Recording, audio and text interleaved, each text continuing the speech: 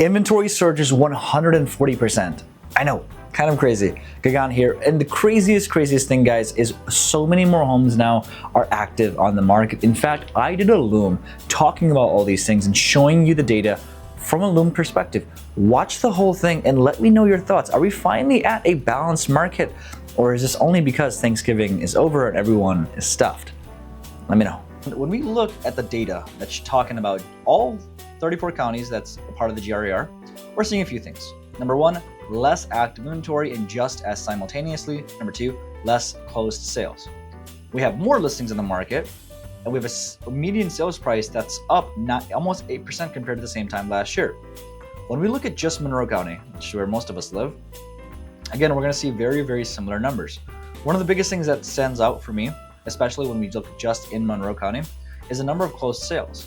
We're down almost 8% compared to simply the same time last year. Now, when we look at the last month, and again, remember this is October, when we look at last month, we're down 6% in sales. We have new listings, but we've got less overall homes. And that's kind of interesting to me. Now, when we look at the other pieces of data, and that's really important, is the weekly trends, we're going to see a few things, right? The sales price of what's sold is more comparable to the sales price of 2023 than it is to the sales price of 2024. Ironically, we have a closer gap to 2023 than 2024. And what this means for you is the homes that are selling are, number one, going below asking price because inflation is still hitting, or number two, the homes that are selling are simply cheaper homes. When we look at the active inventory, you're going to see all this data because both of those things kind of play into each other, but they're not necessarily completely in causation. So let me show you that as well. That's the sales price over there. The second thing, obviously, that we want to look at is closed sales, right? Just makes sense. This number is a drastic difference in this number. Now, albeit this was Thanksgiving weekend, less people were out, all of those things.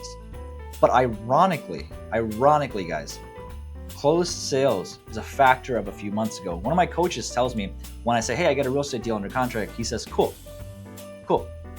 You work this week, when you get paid, you didn't work that week. And that's so true. Why? Because closed sales is a migration of events that happened a few months ago. So what this tells me is most homes that go on market in around 30 to 45 days to close, overall, 45 days ago, less people were buying. And what we're gonna see, obviously, going into December, January, February, is this trend is gonna be right there. That's my prediction. Hold it against me. But I think this number is gonna be right around there for the next few months. Inflation is still high. The overall interest rate is still super duper high.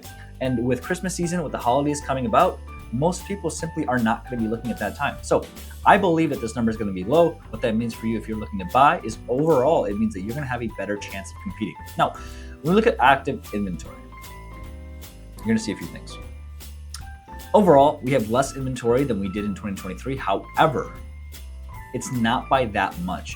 Especially if last week we have less inventory, meaning that some homes expired, and that makes sense. It does make sense because most homes will go on an expiration date around the last of the month. So that's kind of what that looks like. About a 5% decrease, so nothing crazy. But yeah, we have less homes, less inventory as well.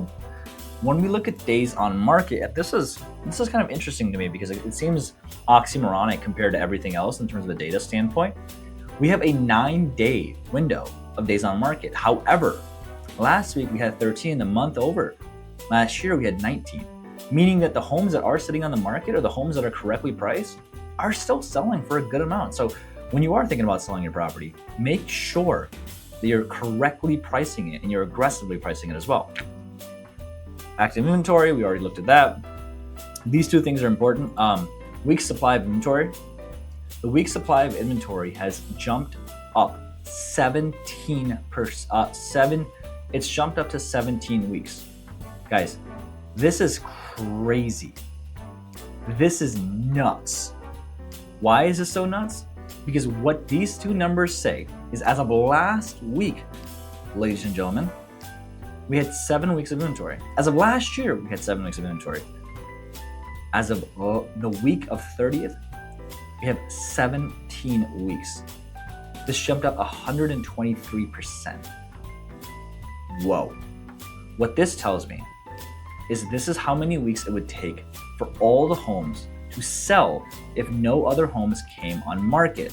The 7 weeks means every single home would sell within a month and a half. The 17 weeks, we're off supply. Our supply, 4, 8, 12, 16, we're almost at 4 months of supply. Whoa, that's insane. That makes me happy.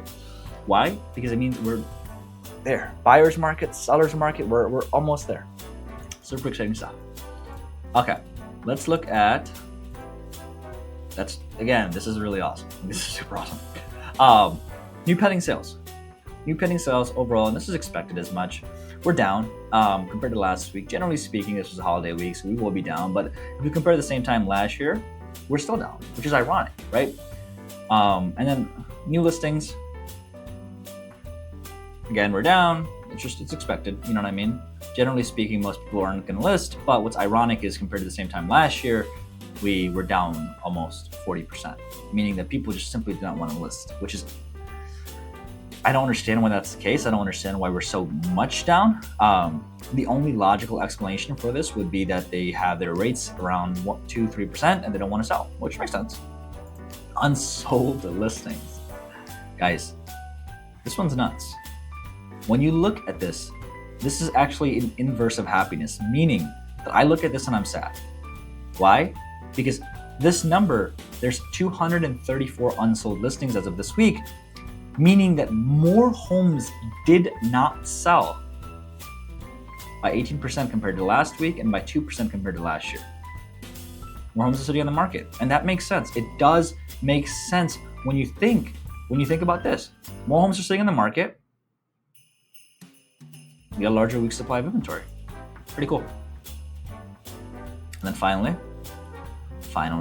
when we look at unsold, I already showed that to you guys, didn't I? Yep, same things. That's really it. Percentage cash sales, it doesn't really make that much of a difference, but I use this as an investor count, meaning that more investors now have the ability to purchase because a lot of them have cash compared to most, people that are getting a mortgage and things like that. But overall, it's nothing crazy. When we look at just the market review compared to the last 13 months, I don't want to do 34 counties. I just want to simply do Monroe. Here you guys are going to see a few things. Also, if these are helpful to you and you enjoy these videos, let me know in the email. We spent a lot of time making them, so I want to make sure that we're doing right by you guys. Compared to September of 2024, we're down, but compared to October, we are up for the median sales price. I want to make this smaller. Can I? Maybe not. Weird. Whatever. Compared to the amount of closed transactions, again, we're down both times. We've seen this already. Median deals on market is the same. List price received, we're up compared to last year, but we're down compared to last month. Yep. All of these numbers, they're pretty reflective of what we looked at with the weekly trends, right? So it's not like they make this massive difference. There's no point in us trying to, take that approach. Because most of these homes, when we look at it, at least from my perspective, they will sell. It's just a matter of how much they're going to walk away. So when you guys are thinking about purchasing a property, think about this from two perspectives. Number one, you have a lot more options. Boom. Anything that's on the market is up for grabs. It's just the way it is because these homes are not selling at the speed that they used to. And number two, I want you guys to start exploring things like buy downs and rate options and things that could potentially help you. Maybe seller financing could be an option. Maybe connecting with the right loan partner could be an option. Maybe figuring out all of those avenues and making sure that you get the best bet possible. All these things are an exploration. Obviously, I'm here to help in any way I can. This was your month's report of October and November. Thank you so much for being here with me. Let me know if this was helpful.